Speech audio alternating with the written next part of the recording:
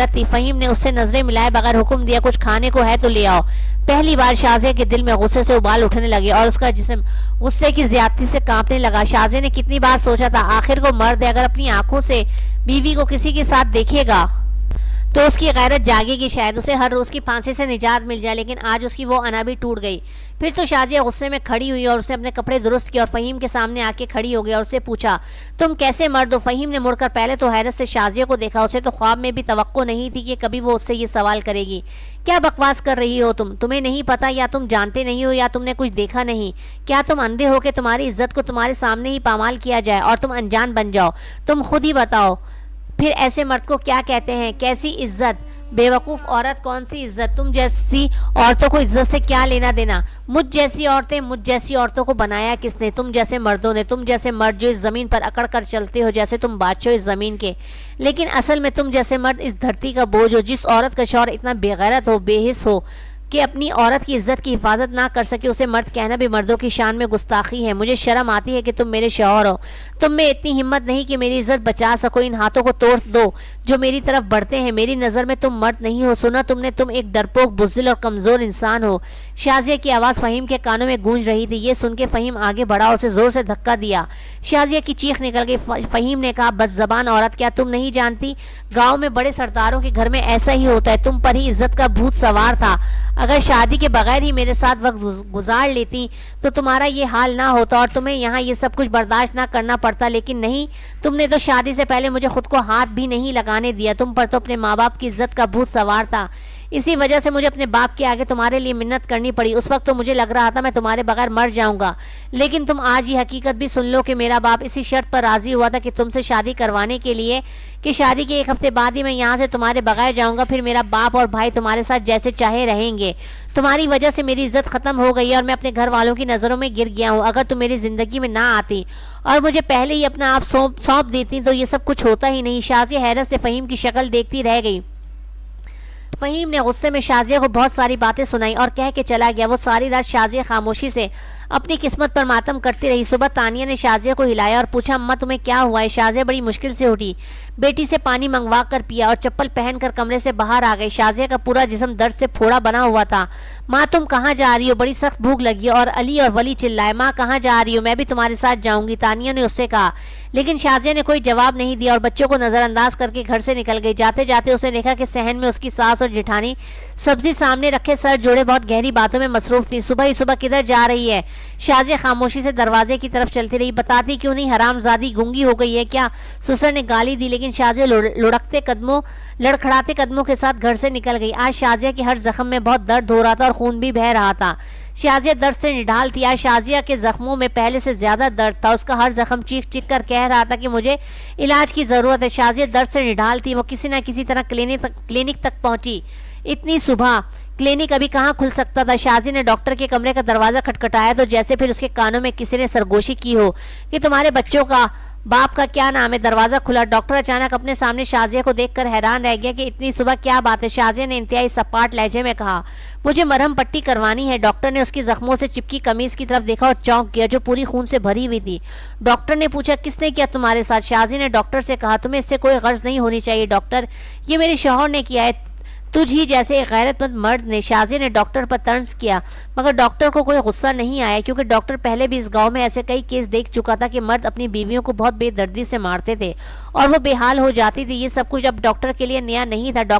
شازیہ نے ڈاکٹر سے پوچھا، تم چلتے ہو یا نہیں؟ ڈاکٹر نے کہا، ابھی تو کوئی لیڈی نرس بھی نہیں ہے جو تمہاری مرہم پٹی کر سکے، تمہیں کلینک میں بیٹھ کر میرا انتظار کرنا ہوگا، جب نرس آئے گی تو پٹی کر دے گی۔ شازیہ نے کہا، میں انتظار نہیں کر سکتی بابو، مجھے گھر بھی جانا ہے، میرے بچے بھوکے، ان کو ناشتہ بنا کر دینا ہے اور پھر بعد میں میرے سارے دن کے کام ہیں۔ اس حالت میں میرا مطلب یہ ہے کہ کوئی پہلی بار نہیں ہوگا کہ کوئی غیر مرد مجھے ہاتھ لگائے گا۔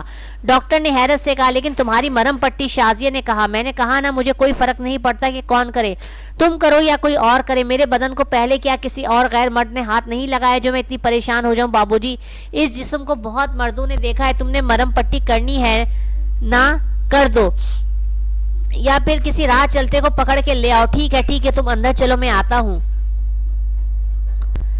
ڈاکٹر نے سوچا، آخر میں ڈاکٹر ہوں، میرا کام تو صرف ایک مریض کو دوا دینا ہے، اس کے زخموں پہ مرہم لگانا ہے، لیکن ڈاکٹر کے ذہن میں مسلسل شازیہ کا یہ جملہ چبھ رہا تھا कि ये पहली बार नहीं होगा बाबू के कोई गैर मर्द इस जिस्म को देखे या चूहे। काम से फारिग होकर डॉक्टर ने चाय बनाई और चंद बिस्किट शाजिया के सामने रखे। शाजिया ने इनकार नहीं किया बल्कि खामोशी से दोनों चीजें खा ली। इस अरसे में डॉक्टर शाजिया का जायजा लेता रहा। उसे अंदाजा हो गया इस मजलूम औरत के सीने में बहुत तूफान छुपे हैं। डॉक्टर ने शाजिया से कहा, बहन क्या तुम मुझे अपनी कहानी सुनाना पसंद करोगी? शाजिया उसके बहन कहने पे हंस पड़ी। उसने कहा, तुम मेरे साथ होने वाले वाकयात को कहानी का नाम दे रहे हो? डॉक्टर ने कहा, नहीं, मेरा ये मतलब नहीं था। मैं तो सिर्फ ये जानना चाहता था कि आखिर तुम्हारे साथ ऐसा किसने किया और क्यों किया। क्या तुम मुझे इसकी वजह बताना पसंद करोगी? शाजिया ने कहा, तुम सह नहीं सकोगे डॉक्टर, या तो यकीन नहीं करोगी या फिर तुमसे सच हजम नहीं होगा। आखिर हो तो तुम भी एक मर्द ही, इसलिए मर्दों की ही हिमायत करोगे। डॉक्टर ने कहा, मैं नहीं जानता कि तुम्हारा वास्ता किस किस्म के मर्दों से पड़ा है, लेकिन इस दुनिया के सब मर्द एक जैसे नहीं होते। शाजिया ने कहा, तुम ठीक ही कहते होगे, लेकिन तुम डॉक्टर हो। वो बातें जो मैं शर्म की वजह से अपनी माँ को भी नहीं बता सकती थी, अपनी इज्जत के ख्याल से अपनी किसी दोस्त से भी ना कह सकी, शायद तुम्हें बताते हुए मुझे शर्म महसूस ना हो। और अब वैसे भी कौन सी शर्म और कौन सी इज्जत, सब कुछ तो खत्म हो गया है। 11 साल काफी होते इन चीजों को उतार फेंकने के लिए। शाजिया की दास्तान सुनकर डॉक्टर बहुत दुखी हुआ। उसे शाजिया पर बहुत रहम आया, लेकिन वो हैरान नहीं हुआ क्योंकि डॉक्टर अपनी प्रोफेशनल लाइफ में ऐसी कई औरतों से मिल चुका था। शाजिया की कहानी सुनकर वो काफी देर खामोश बैठा उसे देखता रहा। शाजिया ने हैरत से उसे देखा और पूछा, तुम कुछ कहोगे नहीं बाबू? मैंने अपना दिल खोलकर तुम्हारे सामने रख दिया और तुम ऐसे हो जैसे बहरे, तुमने कुछ सुना ही ना हो। डॉक्टर ने कहा, क्या कहूँ इसके अलावा कि तुम इतनी कमजोर और बुज़दिल हो कि तुम 11 साल से ये सब कुछ सह रही हो और खामोश हो। तुमने इन सबको अपने ऊपर जुल्म करने पे खुद इजाजत दी, तभी उनके अंदर इतनी दीदा दलेरी, हिम्मत और बेशर्मी आई। तुमने उनकी मार भी सही, अपनी इज्जत भी गंवाई। ये बुज़दिली नहीं तो क्या है? औरत कमजोर होती है लेकिन इतनी कमजोर भी नहीं होती। शाजिया ने कहा, तो फिर तुम ही बताओ डॉक्टर, मुझे क्या करना चाहिए था? शाजिया बिल्कुल हिम्मत हार गई थी और वहीं जमीन पर बैठकर दोनों हाथों में मुंह छुपाकर रोने लगी। डॉक्टर को वाकई उसके रोने से तकलीफ हो रही थी। शाजिया के हालात सुनकर उस पर रहम भी आ रहा था और गुस्सा भी, लेकिन अब जो होना था हो चुका था। गुजरा हुआ वक्त वापस भी नहीं आ सकता था। अब फिर से वो एक हंसती खेलती मासूम शाजिया नहीं बन सकती थी, लेकिन इस सारी दास्तान से उसने कुछ नतीजे जमा किए। शाजिया जब रोते रोते थक गई तो उसने सर उठाकर डॉक्टर की तरफ देखा। शाजिया की आंखों में मजलूमियत के अलावा शिकायत भी थी। मुझे तुमसे ये उम्मीद नहीं थी बाबू कि तुम भी मुझे ही कसूरवार समझोगे। डॉक्टर ने कहा, मेरी बहन, मैं तुम्हें इतना कसूरवार नहीं समझता, लेकिन तुम्हारी कहानी सुनकर एक सच्चाई जरूर जान गया हूँ, और वो ये है कि असल में औरत ही औरत की सबसे बड़ी दुश्मन है। शाजिया का मुंह हैरत से खुल गया। वो कैसे? शाजिया, तुम मेरे एक सवाल का जवाब दो, तुम्हारी सास और जेठानी कैसे खानदान से ताल्लुक रखती है? शाजिया बोली, बहुत अमीर खानदान है, कई मुरब्बे जमीनें हैं, उनकी फैक्ट्रियां हैं। लेकिन तुम क्यों पूछ रहे हो डॉक्टर बाबू? इसलिए कि तुम्हारी असल दुश्मन वो दोनों औरतें ही हैं। उन्होंने ही तुम्हें चारे के तौर पर इस्तेमाल किया है, वरना उनकी पोजीशन तो बहुत मजबूत थी और उन दोनों की मर्जी के बगैर उनके शौहर तुम्हारे साथ ऐसा सलूक करने की हिम्मत भी नहीं कर सकते थे। नहीं समझी तुम मेरी बात? मैं बताता हूँ, तुम मेरी बात गौर से सुनो। ये तो तय है कि तुम्हारे ससुराल के सारे मर्द अय्याश हैं, लेकिन तुम्हारे ससुर में इतनी हिम्मत नहीं कि तुम्हारी सास पर सौतन ला सके, क्योंकि तुम्हारी सास के घर वाले बहुत ही ताकतवर लोग हैं। वो तुम्हारे ससुर से सारी जमीनें और जहेज वापस ले सकते थे, और जमीनों में इतनी ताकत होती है कि हर बीवी अपने शौहर के सर पर चढ़ सके और शौहर को अपनी बीवी की माननी पड़ती है। अब वो अय्याशी घर से बाहर तो कर नहीं सकता था, और बीवी भी जानती थी शौहर अय्याश है, तो उसे अपने घर में ही एक शिकार लाकर शौहर को दे दिया जो रुतबे में उससे कम हो, उससे कमतर हो, कि जब शौहर उसे अय्याशी कर सके तो बाद में तुम्हारे ससुर की बीवी उस पर गुस्सा निकाल सके। अगर वो तुम्हें अय्याशी के तौर पे तुम्हारे ससुर के सामने पेश नहीं करेगी तो तुम्हारा ससुर बाहर मुंह मारेगा, और ये भी हो सकता है कि किसी से शादी करके भी ले आए। इसलिए तुम्हारी सास ने जो भी किया अपनी मर्जी से किया और होशो हवास में किया। अब यही बात तुम्हारी जुठानी पर भी लागू होती है कि तुम उसकी हम पल्ला नहीं हो। इसलिए एक मस्किन लड़की जो रुतबे में उसकी हम पल्ला नहीं, उससे कमतर है, तो अब उसका शौहर बाहर जाने के बजाय अगर रोजाना उससे मुंह मारता है और उसके शौहर की जरूरत घर में ही पूरी हो जाती है तो उसकी जिठानी को भी उसमें कोई बुराई नजर नहीं आती। और फिर जब उसका शौहर तुमसे अपनी जरूरत पूरी कर लेता है तो बाद में जिठानी आके तुम्हें जलीलो ख्वार करके तुम्हारे ऊपर जिल्लत का ठप्पा लगा कर चली जाती है। शाजिया पूछती, अगर वो सब जानती थी तो फिर मुझे इतना मारती क्यों थी? अगर ये सब कुछ उनकी मर्जी से हो रहा था। डॉक्टर कहता है, बेवकूफ़ औरत, दिल की जलन कम करने का कोई तरीका तो चाहिए था ना उन्हें। तुम्हारा क्या ख्याल है, वो तुमसे खुश होंगी? कौन औरत बर्दाश्त करेगी कि उसका शौहर उसे छोड़कर किसी दूसरी औरत के पास जाए? अब शाजिया की समझ में कुछ बात आ रही थी, लेकिन डॉक्टर, मेरा घर वाला, वो ये सब कैसे बर्दाश्त करता था? डॉक्टर ने कहा, तुमने बताया ना कि उसे उसी वक्त बहकाया गया था जब वो हफ्ते बाद पहली बार घर आया था, उसे तुम्हारे खिलाफ कर दिया गया था।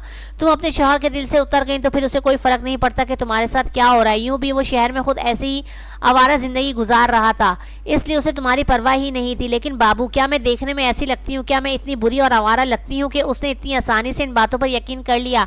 डॉक्टर, दिल से हो सकता है उसे यकीन ना हो, मगर ظاہری طور پر یقین کرنا اس کی مجبوری تھی، کیونکہ وہ جانتا تھا اگر وہ یقین نہیں کرے گا اپنے گھر والوں کی باتوں پہ تو وہ بھی اپنے کھیل کھل کر نہیں کھیل سکتا، باہر اپنی عیاشی نہیں کر سکتا۔ اپنی عیاشیوں کو پورا کرنے کے لیے ہی تمہارے شوہر نے اپنے گھر والوں پر یقین کیا یا اس کا دکھاوا کیا۔ شازیہ ڈاکٹر کو دیکھتی اور پوچھتی ہے تو اب مجھے کیا کرنا چاہیے؟ ڈاکٹر نے سنجیدہ نظروں سے شازیہ کو دیکھا اور بولا تم جس ماحول میں رہتی ہو، تمہارے ارد گرد جس قسم کے لوگ ہیں، ان سب میں تمہارا شوہر بہت ہی بے غیرت آدمی ہے، اس لیے کوئی اور تمہارے لیے کچھ نہیں کر سکتا۔ جو بھی کرنا ہے تم نے خود ہی کرنا ہے، اپنی عقل استعمال کرو۔ تم ٹھیک کہتے ہو بابو، اتنے سال گزر کر میں کچھ نہیں کر سکی کیونکہ میرے سامنے کوئی راستہ نہیں تھا۔ زیادہ سے زیادہ کیا کر سکتی تھی کہ اپنے ماں باپ کے پاس چلی جاتی، لیکن ماں نے تو کہا تھا کہ اب مر کے ہی تمہارا جنازہ اس گھر سے نکلے گا۔ اگر میں انہیں خود پر ہونے والے ظلم کا بتاتی تو پھر کیا نتیجہ نکلتا؟ سب جانتے تھے کہ وہ کس قسم کا خاندان ہے، پھر بھی میری شادی وہاں کر دی۔ اگر میں ماں کو یہ سب کچھ بتا بھی دیتی تو وہ یوں کرتی میرے ساتھ جیسے اس نے کچھ سنا ہی نہیں نہ ہو۔ سب جانتے ہیں کہ چودھریوں اور وڈیروں کا یہی طریقہ ہے۔ میرے سسرال کا خاندان بھی اس لیے بدنام تھا کہ ان کے ڈیروں پر ہر وقت مظلوم غریب لڑکیوں کے ساتھ یہ سلوک ہوتا تھا۔ میں نے کئی بار بھاگ جانے کا سوچا، لیکن بھاگ کر کہاں جاتی؟ میرے لیے تو پناہ حاصل کرنے کی کوئی جگہ نہیں تھی۔ تنگ آ کر مرنے کا سوچا، لیکن تب تک میری بیٹی پیدا ہو چکی تھی۔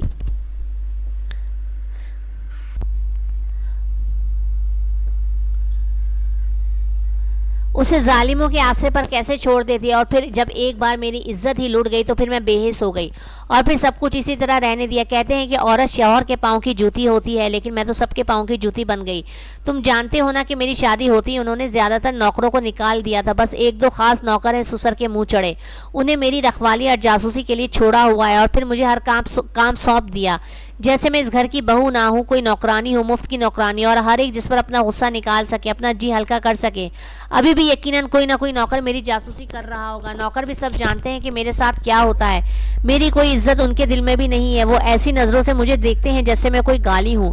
شازیہ کی آنکھوں سے آنسو کا دریا پھر نکل آیا۔ میں تمہیں صرف یہ مشورہ دے سکتا ہوں کہ تم خود کو کمزور سمجھتی ہو، اب تم ایک مضبوط عورت میں ڈھل جاؤ۔ سوچو اور خوب سوچو کہ تم یہ سب کچھ کیسے روک سکتی ہو اور کیسے اپنی بدنامی کا بدلہ ان سے لے سکتی ہو۔ ارے تم تو ایک عورت ہو، اگر ایک چھوٹی سی چونٹی کو بھی حد سے زیادہ تنگ کیا جائے نا تو وہ بھی بڑے سے بڑے ہاتھی کی موت کا سبب بن سکتی ہے۔ شازیہ کے لبوں پر پھیکی سی مسکراہٹ آ گئی۔ رات کو اسے مارنے کے بعد فہیم نے یہی کہا تھا کہ میرے سامنے زبان چلائی تو چونٹی کی طرح مسل دوں گا۔ ڈاکٹر نے دوائی دینے کے ساتھ درد دور کرنے کا انجیکشن بھی لگایا، مرہم پٹی بھی کی، اس لیے شازیہ کو سکون نصیب ہوا تو چلنے کے قابل ہوئی۔ میں چلتی ہوں بابو، زیادہ دیر ہو گئی تو میری شامت آ جائے گی۔ ڈاکٹر نے کہا پر وعدہ کرو خود کو مضبوط کرو گی اور ان سے بچنے کا طریقہ ضرور سوچو گی۔ وہ کیسے وعدہ کر لیتی؟ کس بات پر وعدہ کرتی؟ کوئی بھی تو اس کے ساتھ نہیں تھا، شوہر تک کو تو ہمدردی نہیں تھی اس سے، شاید وہ شوہر کی ضرورت بھی نہ تھی، وہ اپنی ضرورت تو وہیں شہر میں جو پوری کر لیتا تھا۔ یہ بھی ممکن تھا کہ فہیم نے شہر میں شادی بھی کر رکھی ہو اور گھر وہ صرف ماں باپ سے ملنے کے لیے آتا ہو۔ اور یہی سوچتی ہوئی شازیہ گھر آ گئی کہ اس کے کانوں میں پھر ہوا نے پوچھا بچوں کے باپ کا نام کیا ہے؟ شازیہ خوفزدہ ہو گئی، پھر اس نے ادھر ادھر دیکھا لیکن وہاں تو کوئی نہیں تھا۔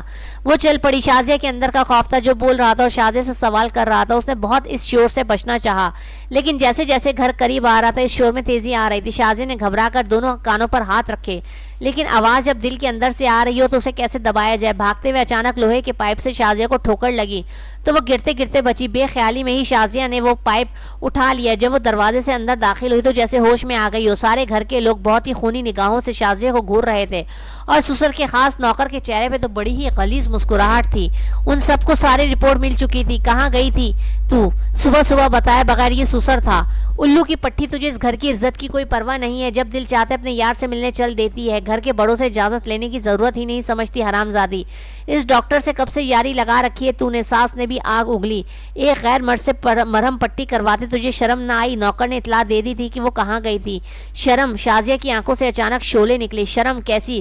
غیر مرد نے کوئی پہلی بار تو ہاتھ نہیں لگایا جو میں شرم کروں؟ کم از کم اس نے وہ تو نہیں کیا جو اس گھر کے عزت دار اور غیر مرد کرتے رہتے ہیں۔ صرف مرہم پٹی ہی تو کی ہے، صرف ہاتھ ہی تو لگایا اس نے میرے جسم کے زخموں کو صاف کرنے کے لیے جس پر روزانہ کتنے ہی مکروہ کیڑے کل بلاتے ہیں۔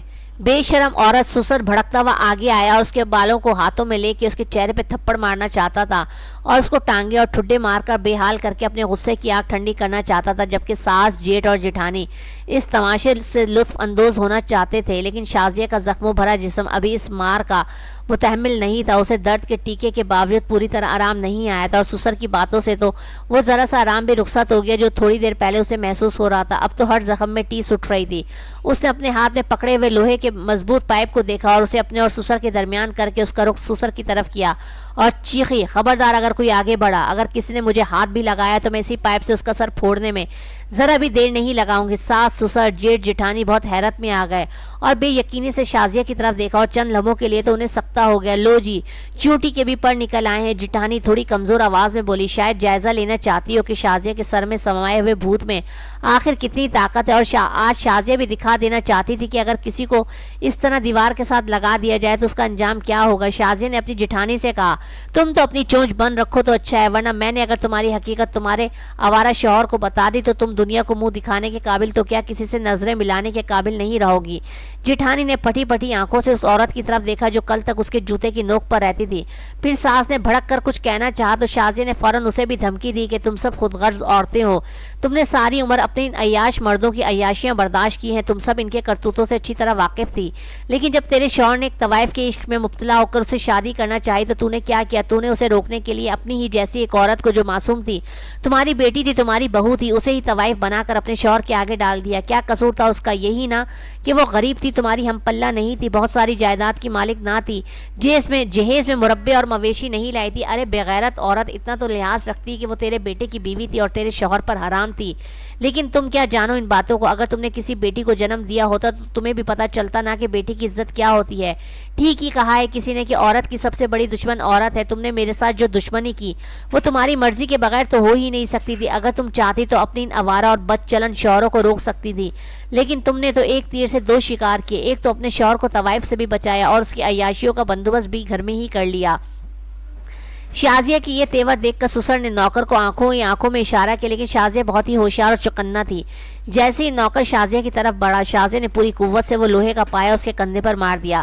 نوکر درد سے چیختا ہوا زمین پر گر گیا. آج پہلی بار شازیہ نے ان سب کی آنکھوں میں خوف اور دہشت دیکھی تھی جن میں ہر وقت غرور نظر آتا تھا اور خباثت نظر آتی تھی. شازیہ کو ایک سکون میسر ہوا.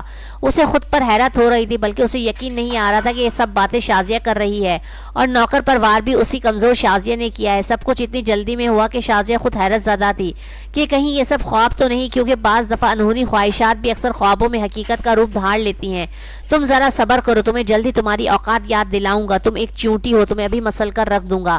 یہ کہتا ہوا سسر ساس کو لے کر اپنے ہی کمرے میں چلا گیا. جیٹھ اور جٹھانی نے بھی آگ بھری نظروں سے شازیہ کو دیکھا اور دوسرے نوکر کو بلا کر پہلے نوکر کی مرم پٹی اور دیکھ بھال کی ہدایت کی. پھر دونوں بھی اپنے اپنے کمروں میں چلے گئے. شازیہ ہاتھ میں پائپ پکڑے وہیں کھڑی رہ گئی. اس کے دل میں پھر سے خوف کی لہر اٹھی, کیونکہ وہ زیادہ دیر تک اس طرح بچ نہیں سکتی تھی.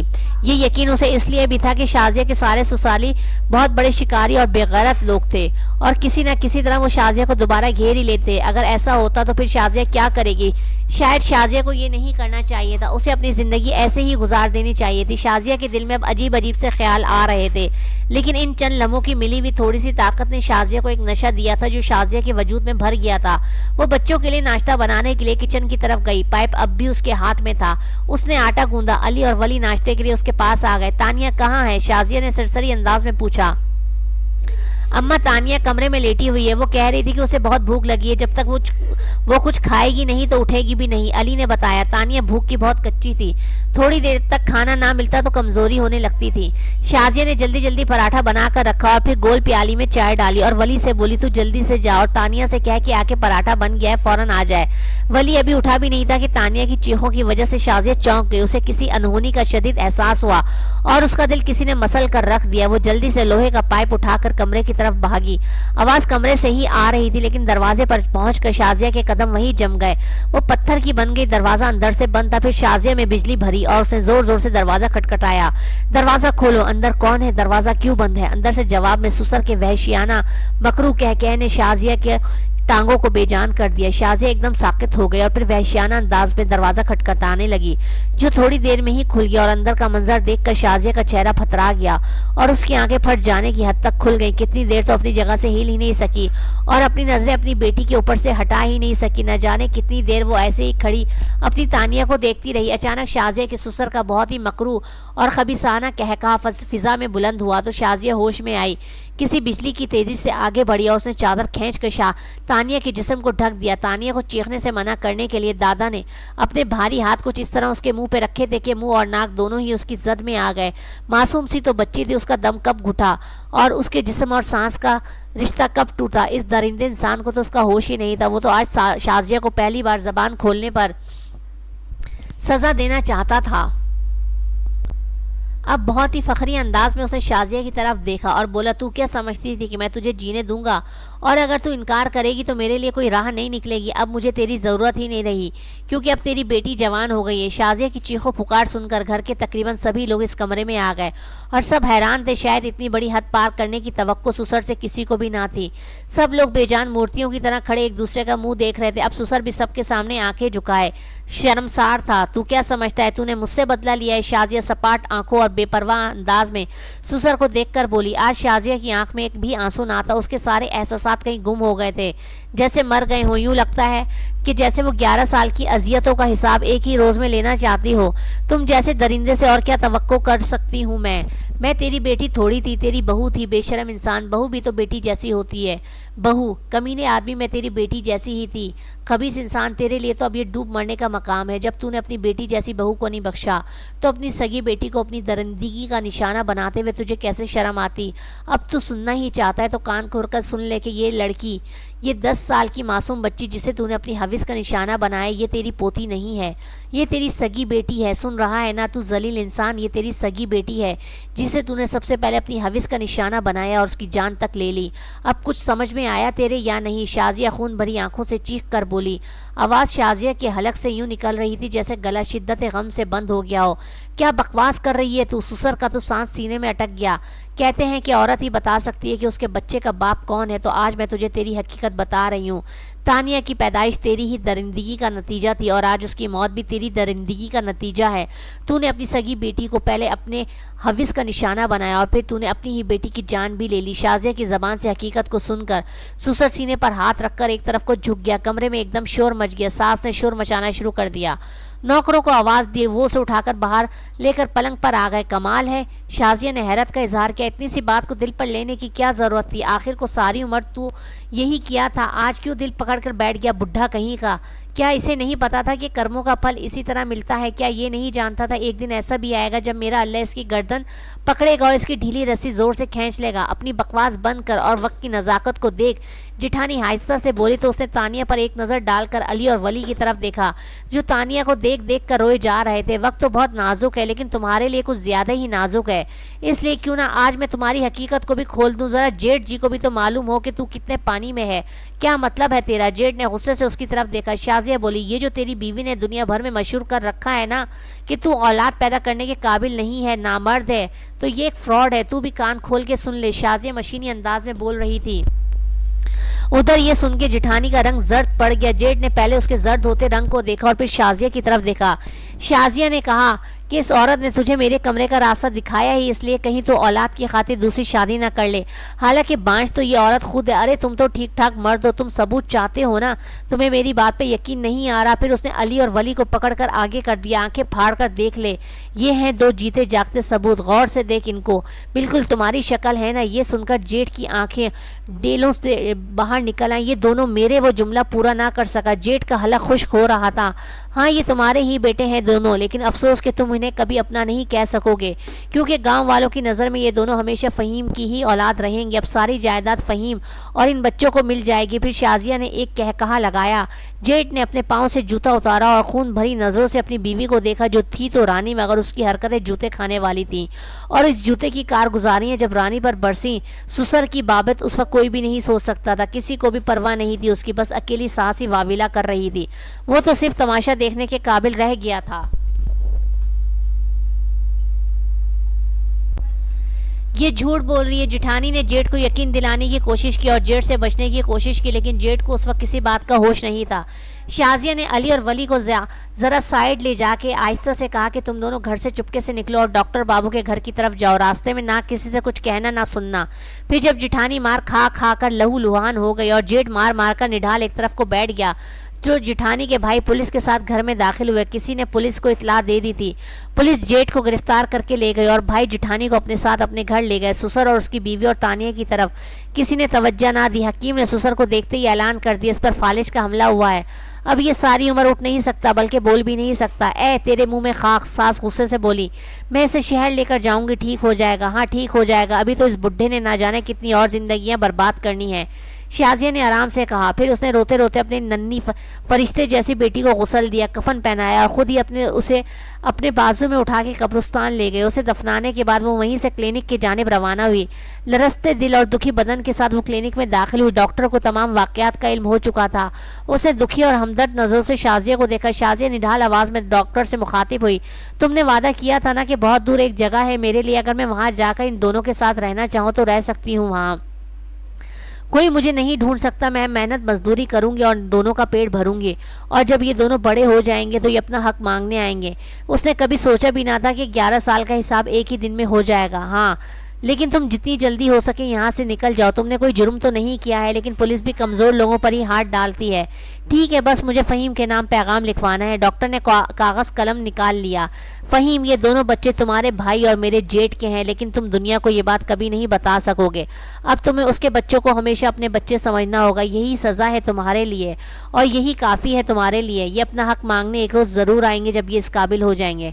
डॉक्टर ने पैगाम लिख लिया और शाजिया से कहा, ठीक है अब तुम जल्दी से यहाँ से निकलो। शाजिया ने डॉक्टर को देखा और पूछा, मैं एक बात पूछना चाहती हूँ। डॉक्टर ने हैरत से पूछा, क्या? शाजिया ने कहा, काश मैं जान सकती मेरे बच्चों का बाप कौन है। डॉक्टर उसका खेल समझ चुका था। वो समझ गया कि शाजिया को तो खुद भी नहीं पता था कि उसके बच्चों का बाप कौन है, क्योंकि वो 3-3 आदमियों की हविस का निशाना बनती रही। और वो ये भी जान गया था कि शाजिया जानबूझकर इस जहन्नुम में सबको हमेशा के लिए तड़पने के लिए छोड़कर आई थी। आज एक चींटी ने तंग आकर हाथी के सूंड पर बुरी तरह काट लिया था।